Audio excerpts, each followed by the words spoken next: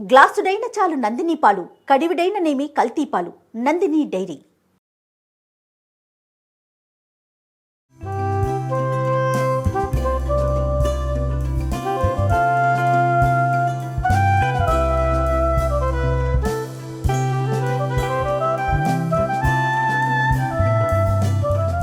నమస్తే రమగారు. నమస్తే జయ. రమగారు, మనము రథసప్తమికి ఏం చేయాలి, ఏంటి విధి విధానాలు మన ఇద్దరం మాట్లాడుకున్నాం. గత ఏడాది అనుకుంటాను టెర్రస్ మీద చేసాం ఉదయమే. ఇంకా సరే ఈ సంవత్సరం వీలు కుదరట్లేదు కాబట్టి ఒకసారి స్టూడియోలోనే రథసప్తమి అనగానే మనం పాలు పొంగించటం ఒకటి చేద్దాము అని అనిపించింది నాకు.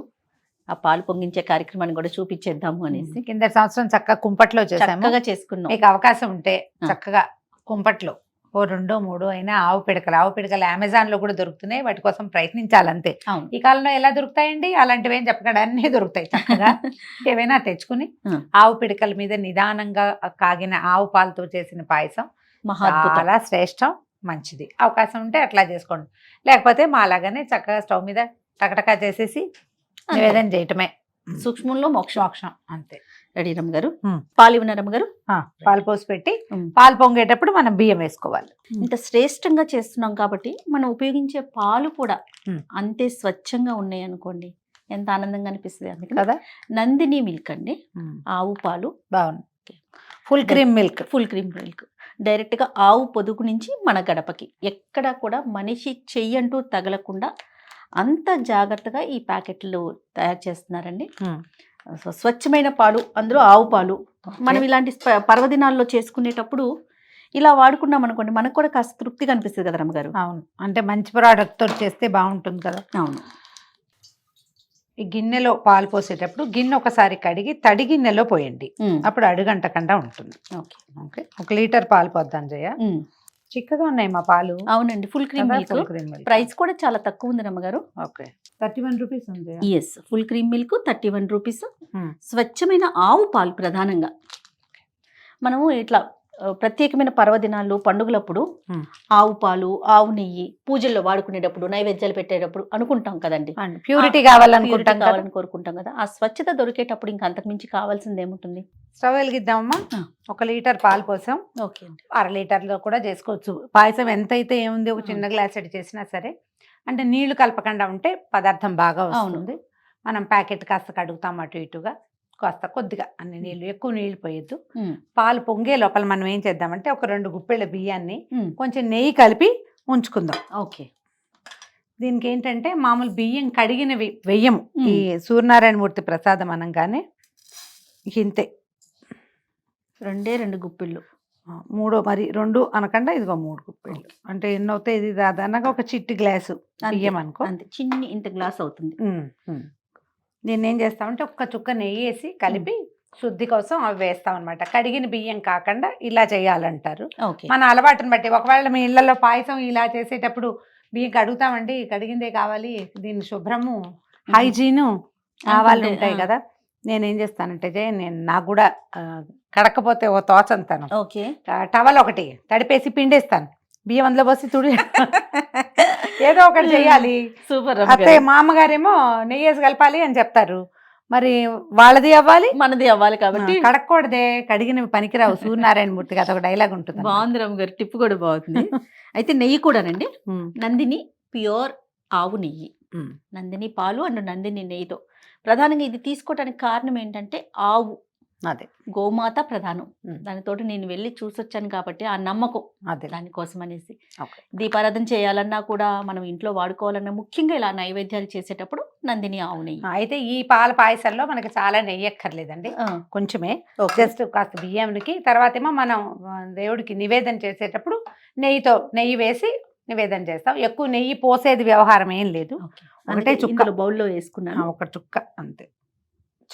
ఇది కూడా ఎంత ఎల్లో కలర్ లో ఉందో, రంగు బాగుంది, వాసన కూడా బాగుంది. పాలు పొంగేసరికి ఇవి కలిపి పక్కన పెట్టుకోండి. ఈ పొంగు వచ్చిన నెయ్యి చాలు, అంతేనా రమ్మగారు? చాలు. ఊరికే ఇది ఈ బియ్యానికి మనం నెయ్యి పట్టాలన్నమాట, అంతే. కలిపేసి పక్కన పెట్టుకుంటే ఒక్కొక్క ఇంట్లో ఒక్కొక్క రకంగా పిల్లలు ఉంటే వాళ్ళతో కూడా వేయించడాలు అలా కూడా చేస్తారు. ఇవి పద్ధతి. జనరల్ గా ప్రసాదాల వ్యవహారంలో వేరే వాళ్ళు చేయి పెట్టకుండా చేస్తారు మా ఇళ్లలో. అదేలేండి, మనమే చేసుకుంటాము. అవునవును, మన పద్ధతిని బట్టి. మన గృహప్రవేశాలు అప్పుడప్పుడు అందరితోటి దంపతులతో వేయించడాలు అలాంటివి కనపడతాయి కదా. ఇది నివేదన కోసం కాబట్టి ఇంకా అదేం చెయ్యం. పాలు పొంగించడం, పొంగుతున్నప్పుడు మనం వేసేసేయటం. ఓకే, వెయిట్ చేద్దాం. దీనికి ఈ పాత్రకి పసుపు రాసి బొట్టు పెట్టి చేసే విధానం కొన్ని చోట్ల కనపడుతుందండి. నిజానికి అది కొన్ని ప్రాంతీయమైన ఆచారాలే గాని నియమం కాదు. అది మీ ఇష్టం, మన అలవాట్ల. ఇప్పుడు కుంపట్లో పెట్టేటప్పుడు ఏం చేస్తాం, కుంపటి కానీ పొయ్యి మీద కానీ మనం వండేటప్పుడు సగ మసి వచ్చేసి గిన్నెలకి పట్టేసి అది వదిలిపెట్టదు. అందుకని బియ్యపిండి కానీ వెలిబుడిది కానీ తడిపి రాసేవాళ్ళు. అంతే తప్పిస్తే దీనికి పసుపు రాసి బొట్టు పెట్టాలన్న నియమం అయితే లేదు. మీ ప్రాంతపు ఆచారంగా ఉంటే మీరు చేసుకోండి, కానీ మీ ప్రాంతపు ఆచారాన్ని మిగిలిన వాళ్ళకి మాత్రం రుద్దక్కర్లేదు, అనవసరం అది. మనం గిన్నె పాత్ర మాత్రం మనం ప్రసాదానికి ఏం పెట్టుకుంటామో దీన్ని ఎంగిల్ చేయకూడదు, చేయి పెట్టి తీయకూడదు, అట్లా అలవాటుగా ఉంచుకోవాలి. శుభ్రంగా ప్రసాదానికి మాత్రమే వాడాలి, అంతే. సరే, కాగేలోపు మనం అది రెడీ చేసుకుందాం రమ్మగారు. ఇప్పుడు చిక్కుడుకాయల రథం చేసుకుందాము. ఇవి కొంచెం పెద్ద పెద్ద సైజు ఉన్నాయి, కానీ కొంచెం చిట్టి సైజు అయితే మీకు పెట్టడానికి బాగా వీలుగా ఉంటాయి. అవును, నేను ఇప్పుడు ఈ చిక్కుడుకాయలు ఉన్నాయి కదా, ఓ 2 చిక్కుడుకాయలు 2 పుల్లలతో ఇట్లా చేసి చూపిస్తాను. ఓకే అండి. పాలు పొంగొచ్చేస్తున్నాయి కదా, మనం మెల్లిగా చేసుకుందాం రథం. ఎంత 2 నిమిషాలు జస్ట్. ఈ లోపల మీరు కొంచెం కొబ్బరి పుల్లలు కానీ వీటిని ఏమంటారు పూచిక పుల్లలు కానీ ఒక 2 3 పుల్లలు తెచ్చి దగ్గర పెట్టుకోండి. ఓ పళ్ళెం ఉంటే చాలు. పాలు పొంగుతున్నాయి జయ, ఇప్పుడు వేసేద్దాం బియ్యం. 3 సార్లు మళ్ళీ రెండో పొంగు వచ్చినప్పుడు మళ్ళీ ఇంకా కొన్ని వేస్తాం. అయితే మామూలుగా కొన్ని చోట్ల చిక్కుడు గింజలు ఈ పాయసంలో వేసి ఉండే పద్ధతి ఉంటుంది. లాస్ట్ టైం చేసినప్పుడు మనం వేయలేదు, చాలా మంది అడిగారు. ఈసారి చిక్కుడు గింజలు వేద్దాం. ఓకే, మళ్ళా పొంగు వస్తుంది చూడు. నారాయణ హరి శ్రీకృష్ణ వస్తేవా. ఏదైనా చక్కగా మంచి స్తోత్రం చదువుకుంటూ పాయసంలో వేసుకుంటే, మేము కబుర్లు చెప్పుకుంటున్నాం కదా, అలా కాకుండా మంచి మంచి శ్లోకం ఏదైనా, స్తోత్రము, కృష్ణనామధేయాలు, భగవన్నామస్మరణ, గోవింద నామాలు, లేకపోతే విభవనామాలు చెప్పటం. ధ్యేయస్సదా సవితృమండల మధ్యవర్తి నారాయణ సరసిజాసన సన్నివిష్ట కేయూరవాన్ మకర కుండలవాన్ కిరీటి హరి హిరణ్మయవపుత్రుత శంఖచక్ర. ఇది చాలా మంచి శ్లోకం అండి. సూర్యనారాయణమూర్తి ప్రార్థనా శ్లోకాలలో ఉత్తమోత్తమైన శ్లోకాలలో ఇదొకటి. ఈ ధ్యేయ సదా సవితృమండల మధ్యవర్తి అంటే నిరంతరము సవితృమండలంలో అంటే ఈ సూర్యమండలంలో ఉండేటువంటి నారాయణమూర్తిని నేను నమస్కరిస్తాను అని. ఎప్పుడు ధ్యేయ సదా అంటారు, నిరంతరము సూర్యబింబాన్ని చూడటమే. సిమ్లో పెట్టేద్దాము. ఈ 2 గింజలు వేసేసి ఒక్కసారి చిన్న గరిటె పెట్టి కదిపితే లోపలికి వెళ్తాయి పాలు, నిదానంగా ఉడుకుతుంది. ఓకే,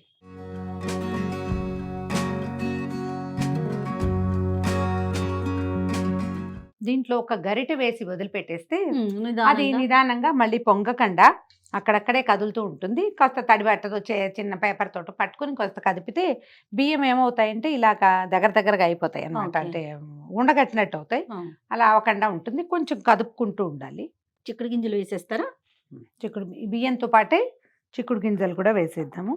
కొద్దిగా తీసుకున్నాం, మరీ ముదురు గింజలు కాకుండా కాస్త లేత గింజ వేస్తే బాగుంటుంది. ఉడుకుతాయి నిదానంగా. మన పాయసంతో పాటు ప్రోటీన్ కూడా ఇస్తున్నాం సూర్యనారాయణమూర్తికి. ప్రాంతాచారమేనండి ఇది కూడా. నియమం ఖచ్చితంగా చేయవలసింది అని ఏం భావించకండి. ఇందులో మనం జీడిపప్పులు కిస్మిస్లు లాంటివి ఏం వేయము, అందుచేత ఇవి వేయటం అన్నమాట. ఉడుకుతాయి 2 కలిసి. ఈ లోపల మనం చిన్న చిక్కుడుకాయల రథం చేసుకుందాము. సమానమైన సైజులో ఉన్న కాయలు తీసుకోండి. ఇది కూడా ఏం బ్రహ్మ విద్య కాదు, అదేమిటో చాలా వ్యవహారం ఏం లేదు. ఒకే షేప్ లో ఉన్నవి. ఇప్పుడు ఇది వంపుగా ఉంది కదా, ఈ షేప్ లో ఉన్న వంపు తీసుకుంటే 4-5 కాయలు చూసామంటే మనకి సేమ్ షేప్ దొరికేస్తుంది, సరిపోతుంది. సైజు షేపు ఇంచుమించుగా. ఇది మరీ వంకరగా ఉంది. కొంచెం ముదురు గింజలు ఉన్న కాయ అయితే ఏంటంటే నిలబడుతుంది.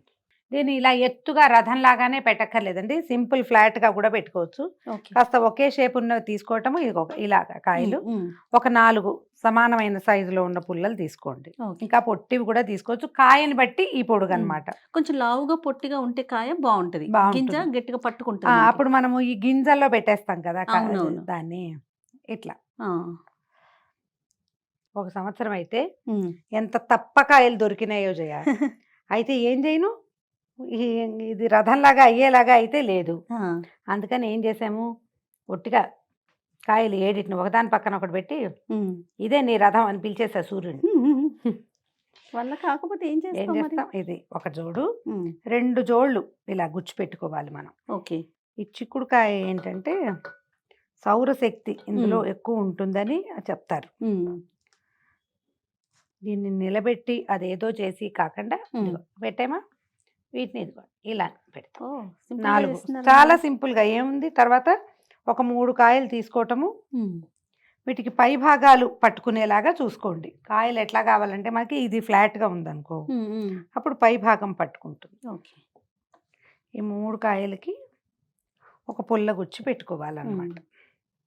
దీనికి ఇవి కిందకిను ఇవి పైకి వచ్చేలాగా ఉన్నాయనుకో, ఇప్పుడు ఇవి ఇలా ఉంటే ఇలా ఇట్లా ఈజీగా ఇలా వచ్చేస్తుంది. ఓకే. లైన్గా గుచ్చుకోవాలి. చిన్న పుల్ల తీసుకుని గుచ్చండి. దీన్ని వెనక్కి, వాటిని ముందుకి ఈ కార్నర్స్లో పెట్టి జస్ట్ నిలబడేలాగా పెట్టుకోండి.